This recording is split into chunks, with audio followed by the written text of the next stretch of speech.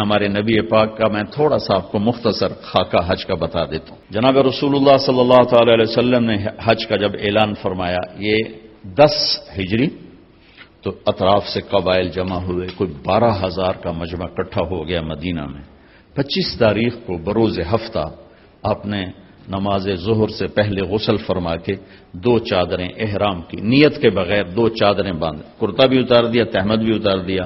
پھر آپ نے ظہر کی نماز کے بعد اپنے پورے قافلے کو لیا، ذوالحلیفہ جس کو آج کل ابیار علی کہتے ہیں، یہاں آپ نے آ کر قیام فرمایا، اور عصر، مغرب، عشاء اور فجر اور ظہر 5 نمازیں آپ نے یہاں ادا فرمائیں۔ اور یہ اب گزر رہے تھے کہ جبریل ہے کہ یا رسول اللہ، اللہ فرما رہے ہیں یہ پاک وادی ہے، یہاں آپ قیام فرمائیں۔ 1 رات کی قیام کے بعد صبح آپ نے فجر کی نماز کے بعد غسل فرمایا، خوشبو لگائی، اپنے بالوں کو تیل لگایا، پھر شہد لگایا۔ شہد گوند کا کام دیتا ہے، چونکہ اب ننگے سر جانا تھا تو بال بڑے تھے، آپ کے شانوں تک آئے ہوئے تھے، تو آپ نے ان کو شہد لگا کے نا وہ کر دیا، جوڑ دیا، آپس میں جوڑ دیا۔ اور عائشہ رضی اللہ تعالیٰ نے آپ کو خوشبو لگائی۔ جسم پہ خوشبو لگا سکتے ہیں احرام سے پہلے، احرام کے کپڑے کو نہیں، جسم پہ خوشبو لگا سکتے ہیں احرام کی نیت کرنے سے پہلے، بالوں میں، مانگ میں آپ نے خوشبو لگائی۔ پھر اس کے بعد آپ نے ظہر کی نماز ادا فرمائی، اور آپ اونٹنی پہ سوار ہوئے اور قبلہ رخ ہو کر آپ نے کہا لبیک حجۃ اللہم لبیک، آپ نے حج کا احرام باندھا۔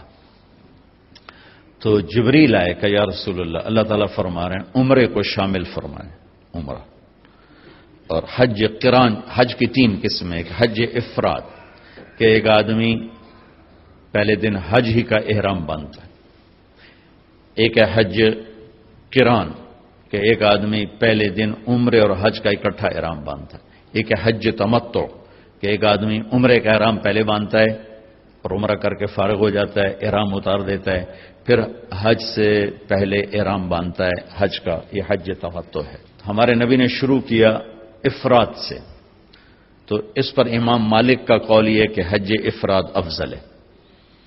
پھر اللہ کے حکم سے کیا حج قران، تو امام ابو حنیفہ رحمۃ اللہ علیہ کا قول ہے کہ حج قران سب سے افضل ہے۔ مکے پہنچ کر آپ نے فرمایا کہ مجھے خیال نہ رہا، اگر مجھے پہلے خیال آتا تو میں قران نہ کرتا، میں تمتع کرتا۔ اللہ کی منشا تھی کہ حج اور عمرہ اکٹھا ہو، قران ضروری نہیں تھا، حج اور عمرہ اکٹھا تھا، ایک بدعت کا ازالہ تھا۔ عرب حج کے مہینے میں عمرہ کرنا برا سمجھتے تھے، اس کو دور کرنا تھا۔ تو مکے پہنچ کے فرمایا کہ اگر مجھے پہلے خیال آ جاتا جو آج میں دے اب تو میں تمتع کرتا۔ تو امام شافعی اور امام احمد بن حنبل اس قول کو لے کر فرماتے ہیں کہ حج تمتع افضل ہے۔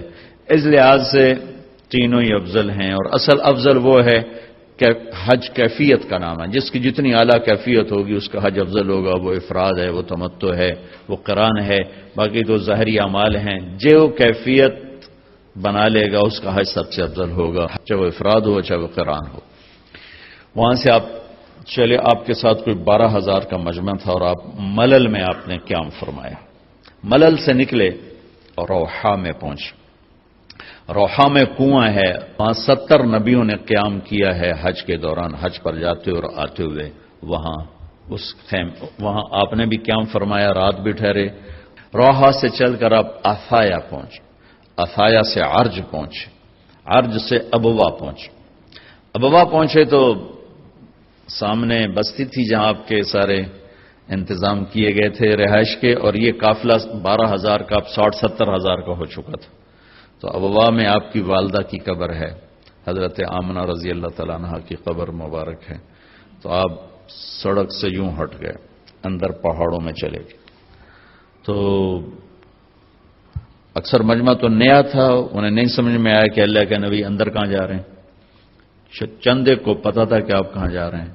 تو آپ چلتے چلتے چلتے چلتے چلتے ایک جگہ اپنے اونٹنی کو بٹھایا اور ماں کی قبر کے سرانے تشریف لائے، اور یوں اپنے گھٹنے اٹھائے اور ہاتھ یہاں رکھے اور سر یہاں دیا، یہ پوزیشن بنائی جیسے چھوٹے بچے بنا تھے، اور پھر جوں سرہانے بیٹھ کے رونا شروع کیا۔ گھنٹوں گزر گئے، اٹھنے کا نام نہیں لیا۔ صدمہ تو چند دنوں بعد بھول جاتا، اور میرے نبی کو 57 برس گزر چکے تھے ماں کے گئے ہوئے۔ 6 برس کی عمر تھی جب آپ یہاں سے گزر رہے تھے۔ والد کی وفات کے بعد حضرت آمنہ گئی نہیں تھی مدینہ، تو ہمارے نبی 6 برس کے ہوئے تو انہوں نے حضرت عبد المطلب سے اجازت دی کہ میں خامد کی قبر پہ جانا چاہتا ہوں، تو انہیں اجازت دے دی۔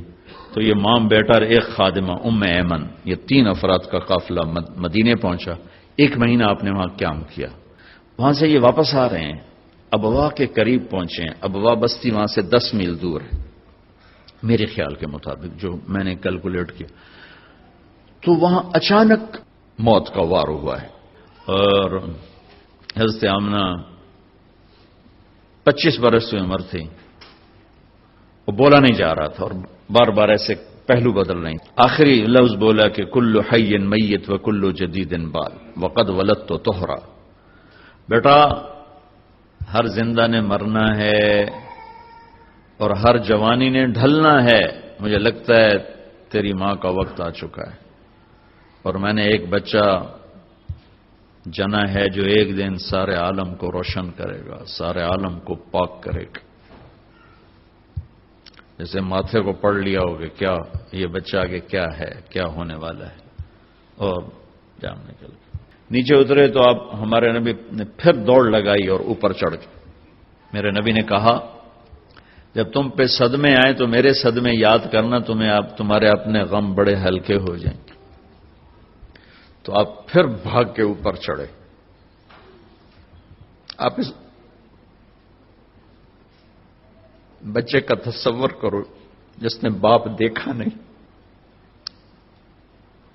اور ماں ایک جنگل میں مری ہو، کوئی آسرا سہارا نہیں۔ جب ام ایمن اوپر پہنچی ہیں تو ایک دردناک منظر تھا۔ اللہ کے نبی ماں کی قبر کو چمٹ کر یوں اوپر لیٹے ہوئے تھے، قبر کو پتھروں کو ایسے ہی چمٹے ہوئے تھے۔ ام ایمن قریب آئیں تو آپ سنا، آپ کہہ رہے تھے ماں جی آپ کو تو خبر تھی آپ کے سوا میرا کوئی نہ تھا، آپ مجھے چھوڑ کے کہاں چلی گئی۔ اوہ ہو ام ایمن نے اٹھانا چاہا، انکار کر دیا، کھینچ کے نیچے لائیں، کھینچ کے۔ اور مکے تک کا راستہ یہ معصوم روتے روتے گزرا، روتے روتے۔ تو وہ 57 سال پرانا درد ابھی زخم بھرا نہیں۔ آپ اس پوزیشن میں بیٹھے اور اتنا روئے کہ سارا رواں آپ کا آنکھ بن کے رو رہا تھا، وہ ساری داڑھی آپ کی آنسوں سے تر ہو گئی، اور آپ نے آگے جانے سے انکار کر دیا کہ میں آج رات اپنی ماں کے پاس ٹھہروں گا۔ اللہ اکبر۔ آگے نہیں گئے، وہیں رات گزاری۔ وہ رات آپ نے وہاں گزاری، کیا رات تھی۔ ابوا سے چلے تو آپ عصفان پہنچے۔ عصفان تھے تو آپ نے کہا ابوبکر یہ کون سی جگہ ہے؟ کہا جی عصفان۔ کہا میں دیکھ رہا ہوں ہود اور صالح علیہ السلام گزر رہے ہیں اس وادی سے، لبیک کہتے ہوئے حج کو جا رہے ہیں۔ عصفان سے آپ مرہ زہران پہنچے، پھر وہاں سے آپ صرف پہنچے۔ صرف میں حضرت عائشہ رضی اللہ عنہا خیمے میں رو رہی تھیں۔ آپ نے فرمایا کیا ہوا؟ لعلہ کی نفس تھی، لگتا ہے تجھے عورتوں والا عذر پیش آ گیا کیا؟ جی ہاں۔ تو کوئی نہیں، رو نہیں، اب تو عمرہ نہیں کرو گی، بس حج کرو گی۔ پھر وہاں سے آپ تنعیم پہنچے۔ تنعیم میں آپ نے احرام کی چادروں کو تبدیل فرمایا، جو 2 چادریں مدینہ میں زیب تن فرمائی تھی، تنعیم اتار کر 2 نئی چادر اسی کپڑے کی۔ پھر مکہ کے ٹاپ سے آپ انٹر ہوئے اور بیر زی طوا کے کنویں پر آ کر آپ نے قیام فرمایا۔ یہ ہے اتوار کی رات، 25 کو چلے اور 4 کی رات کو، یہ مہینہ 29 کا تھا، تو 4 کی رات کو آپ مکے پہنچ گئے۔ اتوار کو صبح آپ نے غسل کیا، خالی پانی بہایا اور عمرہ کے لیے تشریف لے گئے۔ تو صفا مروہ کی طرف سے آپ پہنچے، باب و بنی شیبہ کے سامنے آپ نے اونٹنی کو بٹھایا، بابو بنی شیبہ، یہ بابو بنی عبد مناف تھا، آپ کے خاندان کا دروازہ تھا، اس سے آپ انٹر ہوئے، اور جب آپ فارغ ہوئے تو بابو بنی مخزوم سے آپ باہر نکلے۔ آپ نے جاتے ہی حجر اسود کا بوسہ لیا، پھر سجدہ کیا، پھر بوسہ لیا، پھر سجدہ کیا، پھر بوسہ لیا، پھر سجدہ کیا، پھر آپ رونے لگے، بہت روئے۔ اس کے بعد آپ طواف شروع فرمائے۔ تیسرے یا چوتھے چکر میں آپ نے پانی بھی پیا، اور حضرت عمر سے فرمایا کہ عمر، حجر اسود کے بوسے پہ لڑائی نہ کرنا، جگہ ملے تو لے لینا، جھگڑا نہ کرنا۔ جیسے ہمارے نادانی میں لوگ، وہاں عورتیں بھی ایسی حماقت کرتی ہیں کہ ایک سنت عمل کے لیے فرض چھوڑ دیتی کہ مرد عورت کا یوں آپس میں اختلاط، یہ اس سے بچنا فرض ہے، اور وہ ایک سنت کے لیے گھس رہی، اور لڑائی جھگڑے فساد قریب بھی نہیں جانا چاہیے۔ اللہ کے نبی نے استلام کیا، جب رش ہو گیا تو آپ کے پاس ایک لکڑی تھی، وہ دور سے یوں لکڑی کو لگا کر اور اس کا بوسہ لے لے۔ پہلا آپ نے بوسہ لیا، اس کے بعد رش ہو گیا تو پھر آپ نے ہر دفعہ بوسہ میں ایک دفعہ بوسہ لیا، اس کے بعد آپ کے پاس ایک لکڑی تھی، اس لکڑی کو آپ یوں یوں چھوتے تھے اور حجر اسود کو، اور اس کا بوسہ لے لیتے تھے۔ بوسہ صرف ایک دفعہ۔ پھر جب آپ نے 2 نفل پڑھ لیے اور تشریف لے گئے صفا مروہ کے لیے، تو پھر بیت الحجر اسود کا بوسہ لیا، اور آپ نے جا کر صفا مروہ پہ 7 چکر پورے کیے۔ بعض روایت میں ہے کہ 3 چکر پیدل کیے، پھر مجمع زیادہ ہو گیا تو 4 اونٹنی پر بیٹھ کر گئے تاکہ لوگ دیکھ لیں۔ اس کے بعد آپ نے اعلان فرمایا کہ بھئی جن کے پاس قربانی کا جانور نہیں ہے وہ احرام کھول دو۔ تو صحابہ نے کہا یا رسول اللہ آپ کھولیں، تو آپ نے فرمایا کہ میرے پاس قربانی کا جانور ہے، ابو بکر کے پاس، عمر، زبید، طلحہ یہ نہیں کھولیں گے جو کہ ان کے پاس بھی قربانی کا جانور ہے، باقی جن کے پاس نہیں کھول دو۔ تو سب نے کھول دی، اور حج افراد بھی تمتع بن گیا، حج قران بھی تمتع بن گیا۔ اب نہیں ہو سکتا، اب جو نیت کریں گے وہی کرنی پڑے گی، لیکن اللہ کے نبی کا خاص حکم تھا تو سب کا حج تمتع بن گیا۔ اتوار، پیر، منگل، بدھ 4 دن آپ وہاں ٹھہرے۔ ان 4 دنوں میں آپ بیت اللہ تشریف نہیں لائے، طواف بھی نہیں کیا، کسی نہیں کیا کہ میرے آنے سے لوگوں کو تکلیف ہوگی، رش بڑھے گا، تو لوگوں کو تکلیف سے بچانے کے لیے نفل عبادت چھوڑنا میرے نبی کا طریقہ۔ ہم نفل پڑھنے کے لیے لوگوں کی جئی تئی پھیر کے رکھ دیتے، تو ہم لوگ نوافل کے لیے لوگوں کو اذیت میں ڈال دیتے، اور میرے نبی نے طواف جیسا عمل، طواف کے ہر قدم پہ 70,000 نیکی لکھی جاتی، طواف جیسا عمل نہیں کیا کہ میں جاؤں گا رش بڑھے گا لوگوں کو تکلیف ہوگی۔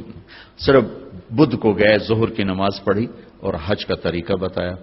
پھر جمعرات کو آپ نے اپنے قافلے کو لے کر، یہ اب قافلہ کوئی 1 لاکھ کے قریب ہو چکا تھا، اب مینا تشریف لے گئے، مسجد خیف، وہاں آپ کا خیمہ لگا، وہاں آپ نے 5 نمازیں ادا فرمائیں، یہ جمعرات کا دن تھا، اور 5 نمازوں کے علاوہ وہاں کوئی اور عمل آپ نے نہیں فرمایا۔ اور جمعے کی صبح پھر آپ نے فجر کے بعد ہی عرفہ کی طرف سفر شروع فرمایا، اور جبریل نے آ کر کہا یا رسول اللہ، اللہ کہہ رہے ہیں لبیک، زور سے کہیں، زور سے لبیک کہیں۔ تو آپ بھی اور صحابہ بھی زور زور سے لبیک کہہ رہے تھے۔ پھر وہاں آپ کے لیے سرخ رنگ کا چمڑا، اس کا خیمہ لگایا گیا تھا، وہاں جاتے ہی آپ نے بیٹھ گئے، آرام کیا زوال تک۔ اس کے بعد آپ نے اٹھ کے غسل فرمایا، پھر بلال سے پوچھا زوال کا وقت ہو گیا؟ کہا جی ہو گیا۔ پھر آپ تشریف لائے اور آپ نے خطبہ دیا۔ اس کے جو بڑے بڑے عنوان ہیں وہ میں دوہرا دیتا ہوں۔ 10 تاریخ کو خطبہ دیا، 11 کو دیا، 9 کو دیا، 9، 10، 11، 3 دن آپ نے تقریر فرمائی، ایک ہی تقریر ہے، تینوں دن ایک ہی تقریر ہے، تھوڑی کمی بیشی کے ساتھ۔ اور ہر تقریر کو آپ نے یہاں سے شروع کیا کہ لوگوں، جیسے یہ بیت اللہ قابل احترام ہے، یہ دن قابل احترام ہے، یہ مہینہ قابل احترام ہے، تمہارے جان، تمہارے مال، تمہاری عزت ایک دوسرے کے لیے قابل احترام ہے، کسی کی جان کے دشمن نہ بننا، کسی کے مال کے دشمن نہ بننا، کسی کی عزت اور آبرو کے دشمن نہ بننا۔ حقوق العباد پر ہی یہ سارا خطبہ مشتمل ہے، عبادات کا اس میں کوئی ذکر نہیں آیا ہے۔ دوسرا ارشاد فرمایا کہ آپس کی لڑائیاں میں نے بند کر دی ہیں، اور سب سے پہلے میں اپنے خاندان کی لڑائی ختم کرتا ہوں۔ آپ کے تایا کے پوتے ربیہ بن ایاس بن حارث بن عبد المطلب کو حذیل نے قتل کیا تھا، فرمایا میں یہ خون معاف کرتا ہوں، آج کے بعد تمہاری جاہلیت کی لڑائیاں میرے پیروں تلے دفن ہوگی۔ پھر فرمایا آج کے بعد میں سود کو ختم کرتا ہوں، یہ میرے پیروں تلے دفن ہو گیا۔ کسی نے نہیں دینا، کسی نے نہیں لینا، تمہارے لیے تمہارا اصل مال ہے، سود میں نے حرام کر دیا ہے، اور سب سے پہلے میں اپنے چچا عباس کا سود ختم کرتا ہوں۔ عباس رضی اللہ عنہ پورا بینک تھے، پورا بینک، ان کا سود اتنا تھا جیسے آج کل کے بینکوں کا سود ہے، اتنا بڑا سود کا نظام تھا۔ یہ میں نے ایک عرب سے سنا ہے، پڑھا نہیں، سنا ہے کہ حضرت عباس نے فرمایا کہ میرے بھتیجے نے میرا سود ختم کیا ہے، میں اصل بھی ختم کرتا ہوں۔ اس پر اللہ نے ان کے خاندان کو 524 سال حکومت عطا فرمائی۔ 132 ہجری سے لے کر 656 ہجری تک حضرت عباس کی اولاد نے حکومت کی۔ یہ اس قربانی کا صلہ تھا جو انہوں نے سود کے ساتھ اصل کو بھی معاف کر دیا کہ میں سود ختم کرتا ہوں۔ اس کے بعد آپ نے ارشاد فرمایا کہ میں عورتوں کے بارے میں تمہیں خاص طور پہ نصیحت کرتا ہوں، وصیت کرتا ہوں کہ اللہ نے ان کو کمزور بنایا ہے، ان پر زیادتی نہ کرنا، ان پر ظلم نہ کرنا، انہیں ذلیل و خوار نہ کرنا۔ ایک بول پر اپنی عزت تمہارے حوالے کر دیتی ہیں، ساری زندگی تمہارے در پہ گزار دیتی ہیں، تو ان کے ساتھ برا سلوک نہ کرنا، ان کے ساتھ بدتمیزی نہ کرنا، اس کو خاص طور پہ اپنے ارشاد فرمایا۔ پھر ارشاد فرمایا کہ امانت میں کبھی خیانت نہ کرنا، امانت میں کبھی خیانت نہ کرنا۔ پھر ارشاد فرمایا جو کسی کی ضمانت اٹھائے گا پھر اسے وہ ادا کرنی پڑے گی۔ سکھیرا صاحب نے میری ضمانت اٹھائی، میں وہ کام نہیں کر سکا تو اب سکھیرا صاحب کے ذمے ہو گیا، ان کو کرنا پڑے گا۔ والزعیم غارم، اور کسی سے کوئی چیز مانگ کے لو تو اسے واپس کرنا ضروری ہے، اسے واپس کرنا ضروری ہے۔ امانت میں خیانت نہ کرنا، اور اگر دنیا کو سامنے رکھ کر چلو گے تو ہمیشہ تم منتشر رہو گے، آخرت کو سامنے رکھ کر چلو گے تو ہمیشہ خوشباش رہو گے، تمہاری زندگی مطمئن رہے گی، پرسکون رہے گی۔ اپنے نوکروں پر رحم کرنا، زیادتی نہ کرنا، ظلم نہ کرنا، انہیں وہ کھلانا جو کھاتے ہو، انہیں وہ پہنانا جو پہنتے ہو۔ اپنے نوکروں کو، اس وقت تو غلام تھے، آج کے لیے میں نوکر کا لفظ آج استعمال کر رہا ہوں، ان کی مار پیٹ نہ کرنا، اگر تمہارا کام صحیح نہیں کرتے تو ان کو بیچ دینا۔ بیچنے کی جگہ میں یوں کہہ دیتا ہوں کہ اگر تمہارا کام صحیح نہیں کرتے تو فارغ کر دو۔ لیکن تو میرے نبی نے جاتے ہوئے خاص طور پہ فرمایا کہ دیکھو دیکھو، بس سلوکی نہ کرنا، اچھا سلوک کرنا، اچھا سلوک کرنا، جو کھاؤ انہیں کھلاؤ، جو پہنو انہیں پہناؤ۔ پھر آپ نے فرمایا آخری جملہ، دیکھو میرے بعد ایک دوسرے کی گردنیں نہ کاٹنا، اور مجھے قیامت کے دن اللہ کی بارگاہ میں رسوا نہ کرنا، میرے بعد کافر نہ ہو جانا۔ کافر ہونے کی تعبیر کیا فرمائی کہ ایک دوسرے کے خون کے پیاسے نہ ہو جانا، مجھے اللہ کی بارگاہ میں رسوا نہ کرنا۔ یہ موٹے موٹے پوائنٹس ہیں، اور بھی چیزیں ہیں وہ میں حج میں بیان کیا کرتا ہوں۔ اس کے بعد آپ نے ظہر اثر اکٹھی پڑھی اور اونٹنی کو لے گئے جبل رحمت، بیت اللہ کی طرف منہ کیا اور پھر دعا کے لیے ہاتھ اٹھائے۔ میرے نبی نے جو ہاتھ اٹھائے ہیں تو یہ 6 گھنٹے کی دعا مانگی آپ نے، 5 سے 6 گھنٹے، اپریل کا مہینہ، دھوپ سر پر اور اونٹنی پر بیٹھے ہوئے، نہ پیچھے کوئی ٹیک ہے، نہ اوپر خیمہ ہے، نہ کوئی ڈرنکس آ رہے ہیں، نہ کوئی کھانے آ رہے ہیں۔ تو صحابہ آپس میں کہنے لگے روزہ ہے، آپ کھا ہی نہیں رہے، پی نہیں رہے؟ تو حضرت عباس کی بیگم ام فضل رضی اللہ تعالیٰ نے دودھ کا پیالہ بھیجا، وہ پیالہ آپ نے پانی، وہ دودھ کا تھا، وہ آپ نے پی لیا تو پتہ چلا کہ نہیں آپ کا روزہ نہیں ہے، ورنہ کچھ نہیں کھایا سارا دن۔ اسی وقوف میں ایک صحابی اونٹ سے گرے اور ان کا انتقال ہو گیا، تو آپ نے فرمایا کہ اس کو یہیں دفن کر دو، اس کے احرام میں ہی، اور اس کا سر نہ ڈھانکو، سر ننگا ہی رکھو، یہ قیامت کے دن اٹھے گا تو لبیک کہتا ہوا اٹھے گا۔ وہ کون تھے؟ مجھے کسی کتاب میں ان کا نام نہیں ملا، مگر صحابہ میں کوئی تھے تو جو ان کا وہاں انتقال ہوا اور وہ 1.25 لاکھ مقدس لوگوں نے ان کا جنازہ پڑھا. 1.25 لاکھ وہ لوگ جن سے اللہ نے کہا رضی اللہ عنہم ورضوا عنہ، میں ان سے راضی ہو گیا، ایسے لوگوں نے ان کا جنازہ پڑھا. پھر آپ مغرب سورج ڈوبنے کے بعد آپ نے حضرت اسامہ کو اپنے پیچھے بٹھایا اور وہاں سے نکلے اور آپ مزدلفہ میں آئے. اب 9 کو شام کو نکلنا ہے مزدلفہ کے لیے، اور وہاں آپ نے پہلے مغرب کی نماز پڑھی، پھر سامان رکھوایا، پھر عشاء پڑھی، پھر آپ نے وہاں رات قیام فرمایا. اور اس رات آپ نے تہجد نہیں پڑھی، تہجد نہیں پڑھی. زندگی بھر آپ نبیوں میں تو ویسے ہی جسمانی طاقت بھی ہوتی ہے اور روحانی طاقت کی تو خیر انتہائی کوئی نہیں، لیکن آپ نے تہجد نہیں پڑھی، جان بوجھ کے نہیں پڑھی کہ مزدلفہ میں لوگ تھک کے پہنچتے ہیں. تو آپ سوئے رہے تاکہ کوئی تھکا ہوا میرا امتی سوتا بھی رہے تو اس کو میری سنت کا اجر مل جائے. ہمت والے پڑھیں، مبارک رات ہے، لیکن کوئی تھکا ہوا میرے جیسا اٹھنے کی ہمت نہ ہو تو اس کے لیے بھی میرا نبی کیا خوبصورت طریقہ چھوڑ کر گئے ہیں کہ آپ نے تہجد جان بوجھ کے نہیں پڑھی. تو میں قربان جاؤں، میرے نبی اپنی امت کو کیسی سہولتیں دے کر گئے. تہجد ہی نہیں پڑھی، حالانکہ آپ کے لیے کیا مشکل تھی، ساری رات پڑھتے رہتے، سو گئے.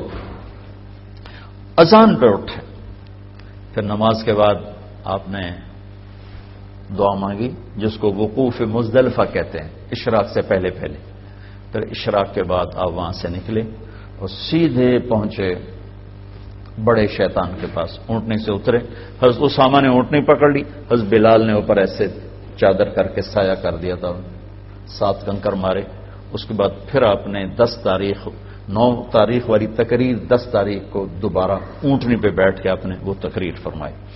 پھر اس کے بعد آپ اترے اور آپ نے 63 اونٹ ذبح فرمائے اپنی طرف. 63 سال عمر کے تھے، 63 اونٹ. 100 اونٹ ساتھ تھے تو 100 میں سے 63 الگ کیے، 63 میں سے 5 سامنے کھڑے کیے، ان میں سے ایک آگے لا کر اس کو ذبح کیا. پھر آپ نے کہا علی ایک ایک گوشت کا ٹکڑا لے لو اور دیگ پہ چڑھا دو، اور باقی سب سے کہو جو لے جانا چاہے لے جاؤ.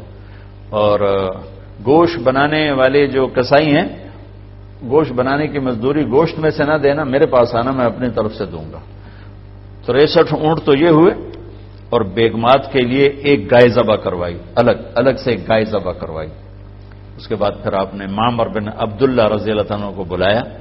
یہ مکہ کے تھے، ان کے سامنے بیٹھے، سر کے بال منڈائے.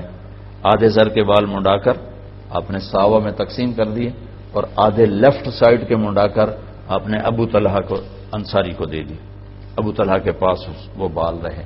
ان میں سے چند بال حضرت خالد بن ولید نے ان کی منت کر کے لے لیے، ان کو اپنی ٹوپی میں سی لیا تھا. جب کہیں میدان جنگ میں اترتے تو پہلے وہ ٹوپی سر پہ رکھتے، اوپر وہ لوہے کا خود ہوتا اور پھر لڑائی کے لیے نکلتے تھے. اس کے بعد آپ نے ناخن کٹوائے اور مونچھیں کٹوائیں اور ان کو وہیں دفن کروا دیے جہاں آپ تشریف فرما تھے. اب پاؤں کے بل بیٹھے ہوئے تھے. پھر اس کے بعد آپ نے غسل کیا، کپڑے بدلے، خوشبو لگائی، پھر کھانا پکنے کا انتظار کیا. جب وہ تیار ہو گیا تو آپ نے گوشت بھی کھایا، شوربہ بھی پیا. حضرت علی بھی آپ کے ساتھ کھانے میں شریک تھے. پھر آپ نے معاویہ رضی اللہ عنہ کو اپنی اونٹنی پہ بٹھایا. اس سارے سفر میں قصوا اونٹنی پر آپ سوار تھے. اب آپ نے اونٹنی تبدیل کی اور جدعا اونٹنی منگوائی، اس پر سوار ہوئے، مکہ تشریف لے گئے، جا کے طواف زیارت کیا. یہ طواف آپ نے کیا اونٹنی پر بیٹھ کر، کیونکہ رش بہت تھا، اور وہ دور سے استلام فرما رہے تھے، دور سے وہ لکڑی کے سجوں کر رہے تھے. تو اس کے بعد پھر آپ نے 2 نفل پڑھے، اور یا ظہر کی نماز وہاں پڑھائی یا ظہر آ کے آپ نے مینا میں پڑھائی، دونوں روایت موجود ہیں.